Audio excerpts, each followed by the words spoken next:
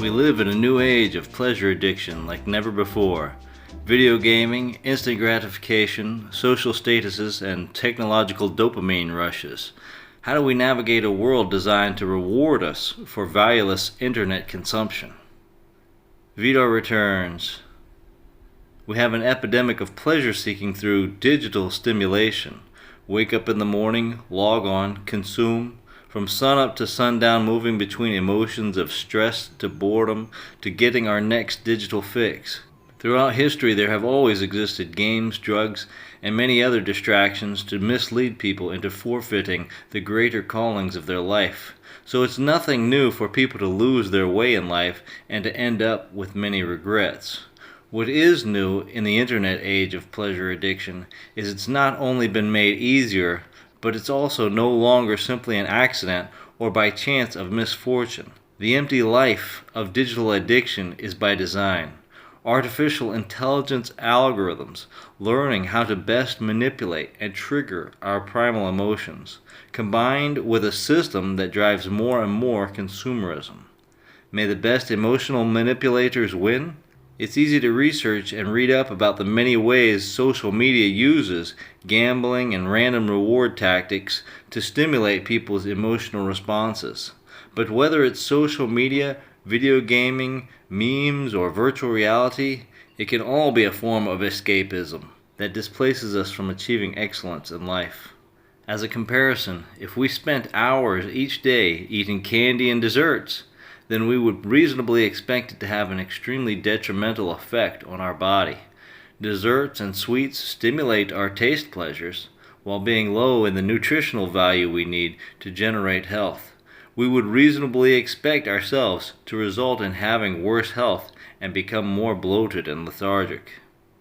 On the other hand, constantly feeding our mind with social media, games, and visual stimulation has negative effects on us more so mentally, giving us digital dopamine rushes like a drug while lacking in value of generating knowledge or applicable skills for our lives, leading us to be more ignorant and worse prepared for any challenges we may face in life. Internet addiction is just a subcategory of consumerism, and like most consumerism, it is without moral compass. Its only goal is more profit and more consumption, even if that comes at the expense of any detrimental long-term effects to people. Though we might like to think that we are too smart to fall prey to such systems of addiction, none of us are immune. The more they suck our time, our money, our resources away, the more that they win and the more that we lose. Digital information has brought us more opportunities for knowledge and growth than any previous generation, but while simultaneously bringing us more opportunities to squander our existence like never before. If we find ourselves succumbing to the lure of digital addictions, then how do we plan a path of getting out of it? We must remember that to remove one thing from our regular activities is to replace it with something else, and we don't want to try to remove one negative thing from our lives only to inadvertently replace it with something possibly worse. We may identify more positive activities we can replace them with in advance. Some suggestions are physical exercises, studying, learning, skill building, or working on real-life relationships. You decide. Changing to more positive habits is not always easy, but it's only through some degree of discipline that we can achieve any pride or greatness in life. But that being said, there are ways to make any habit transition easier. The best way to make things easier is to make them convenient for ourselves and make the bad habits more difficult. One example could be if I have a habit of coming home and playing video games, then I may start by removing the video game shortcuts on my device and perhaps place a book that I want to read in the area that I normally sit down. That way when I come home, I'll have the book right there. And even if I don't immediately start reading it, I've already started creating the steps toward positive habits. Another example might be to simply turn off the sound for notifications of certain apps on my phone. If I have some app that is making me constantly check my phone, Then I can just go into the settings and disable the notification sounds for that application. This will cause me to think about my phone less and more on the things that are going on in the moment of my life. Taking little steps like this can have a giant impact. Make little adjustments in our lives which allow us to more easily win. Remove obstacles and or people which may prevent us from succeeding, and replace them with positive things that will guide us properly. Having people and friends around us who know how to digitally disconnect is helpful.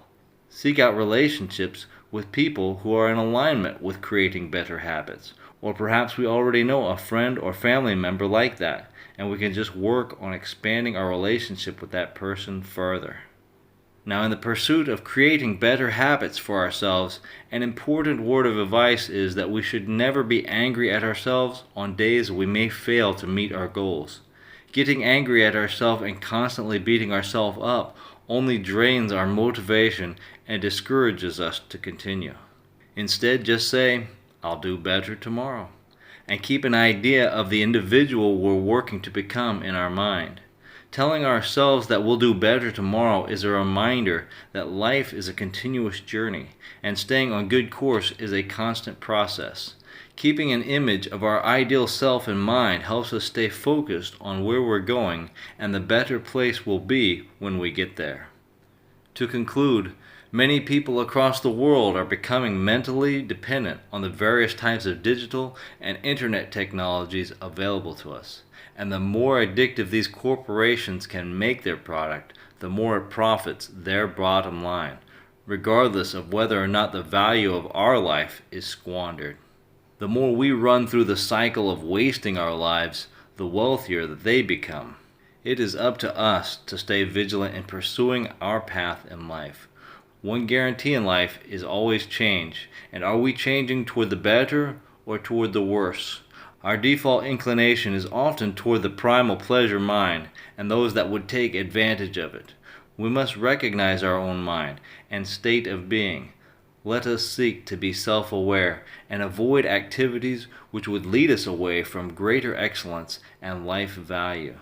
The best way to break any addiction is to never create it to begin with. Lastly, remember our ideal self. We should aspire to be a role model for those around us and for the future. Everything we do is for our future generations of tomorrow. Pray for purpose, discipline, and excellence. Our better life habits won't be achieved overnight, but with time and gradual progression, we can all come into close alignment with our more ideal self.